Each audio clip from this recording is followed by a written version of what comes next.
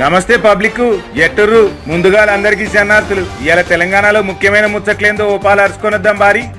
ప్రజాభిప్రాయానికి రేవంత్ సర్కార్ అధిక ప్రాధాన్యం ఇస్తుందిల్లా. ఆదివాసీలు గిరిజనుల భయాలను అభ్యంతరాలను గుర్తించింది. కొమరం భీం కన్జర్వేషన్ రిజర్వ్ ప్రాజెక్టును నిలిపేసింది.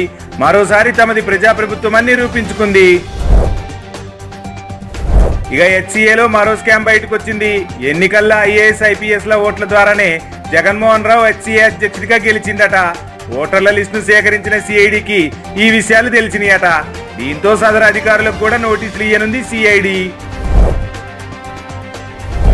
ఇక రాష్ట్రంలో అంగన్వాడీలకు మౌలిక వసతులు కల్పించేందుకు రేవంత్ సర్కారు మరో నిర్ణయం తీసుకుందుల్లో. స్వచ్ఛ భారత్ ఉపాధి పథకంలో భాగంగా అంగన్వాడీ కేంద్రాల్లో టాయిలెట్లు నిర్మించేందుకు చర్యలు చేపడతారు. ఇక గ్లోబల్ క్యాపబిలిటీ సెంటర్ల ఏర్పాట్ల హైదరాబాద్ ముందంజలో ఉన్నది. 2028 నాటికి దేశంలో 2001 కేంద్రాలు ఏర్పాటు కానున్నాయట. అందులో హైదరాబాద్ లో 300 ఏర్పాటు కానున్నాయని స్థిరాస్తి కన్సల్టెన్సీ సంస్థ వెస్టియన్ తెలిపింది. ఇక కలెక్టర్లు క్షేత్రస్థాయి పర్యటనలు జరపాలని సీఎం రేవంత్ రెడ్డి ఆదేశాలు జారీ చేసిండు.